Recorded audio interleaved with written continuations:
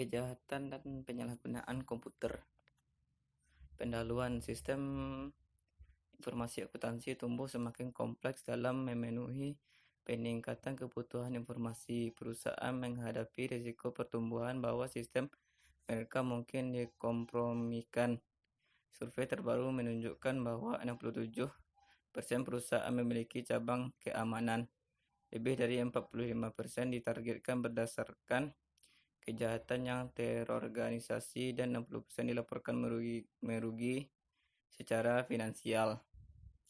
Ancaman sistem informasi akuntansi, bencana alam dan publik seperti kebakaran, banjir, topan, tornado, badai salju, perang dan serangan teroris dapat menghancurkan sistem informasi dan menyebabkan kegagalan bagi perusahaan.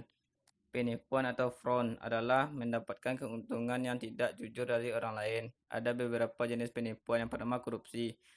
Perilaku tidak jujur oleh mereka memiliki kekuasaan dan seringkali melibatkan tindakan yang tidak terlegitimasi, tidak bermoral, atau tidak kompatibel dalam standar etis. Yang kedua, penipuan investasi.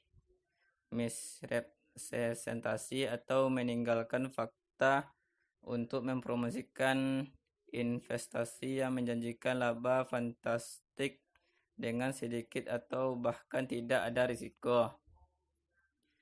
Jenis-jenis penipuan yang penting dalam bisnis. Yang pertama, penyalahgunaan aset adalah pencurian aset perusahaan oleh karyawan. Yang kedua, kecurigaan pelaporan keuangan, perilaku yang disengaja atau ceroboh, apakah dengan tindakan atau kelalaian yang menghasilkan laporan keuangan menyesatkan atau material. Tanggung jawab auditor untuk mendeteksi penipuan. Yang pertama, memperoleh informasi. Yang kedua, mengidentifikasi, menilai dan memproses risiko. Yang ketiga, memahami penipuan. Yang keempat, mendiskusikan risiko salah saji kekurangan yang material. Siapa yang melakukan penipuan dan mengapa? Ketika peneliti membandingkan karakteristik psikologis dan demografis pada kriminal kerah putih, kriminal yang kekerasan, dan publik, mereka menemukan perbedaan signifikan antara kriminal kekerasan dan kerah putih. Mereka menemukan sedikit perbedaan antara kriminal kerah putih dan publik. Keputusan mereka, banyak pelaku penipuan yang tampak seperti Anda dan saya. Pelaku penipuan komputer umumnya lebih muda dan memiliki pengalaman dan kemampuan komputer. Beberapa termotivasi atas dasar rasa penasaran, pencurian untuk pengetahuan, dan keinginan untuk belajar bagaimana beberapa hal dapat bekerja, dan tantangan mengalahkan sistem.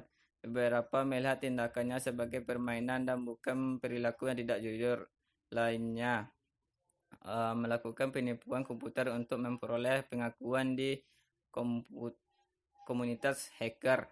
Sejumlah pelaku penipuan yang besar dan tumbuh lebih bersifat predator dan membuat tindakan mereka menjadi uang. Pelaku penipuan ini lebih seperti kriminal kerah biru yang memperdaya orang lain dan merampok mereka. Perbedaannya adalah mereka menggunakan komputer.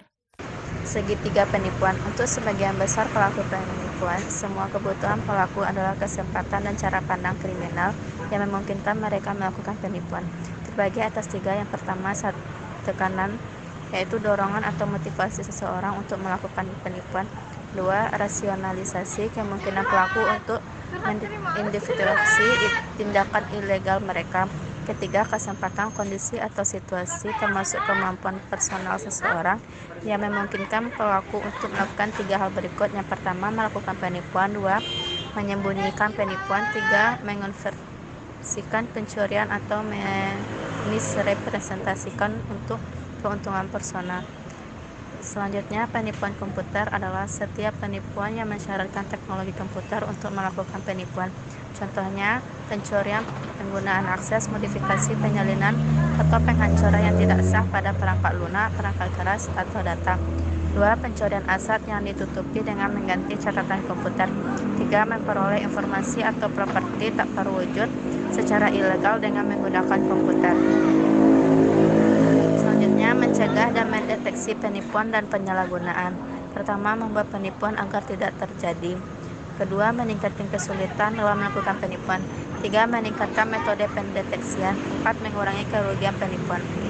Teknik penipuan yang menyalahgunakan komputer. Istilah-istilah yang ada di penyalahgunaan komputer yaitu hijacking, zombie, hacking, botnet, bot herder, spamming, dan spoofing.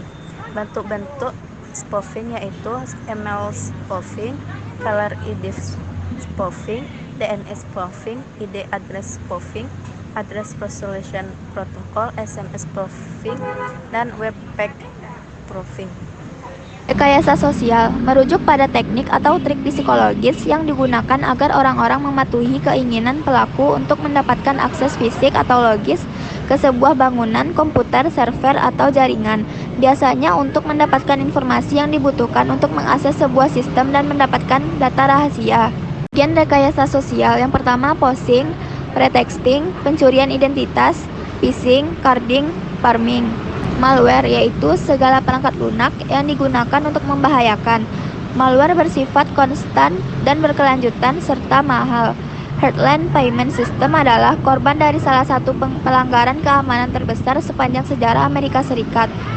Perangkat lunak, spyware secara diam-diam mengawasi dan mengumpulkan informasi pribadi milik pengguna dan mengirimkannya kepada orang lain. Adware merupakan spyware yang dapat memunculkan iklan banner pada monitor, mengumpulkan informasi mengenai penjelajahan situs dan kebiasaan pengguna dan mengirimkannya kepada pencipta adware.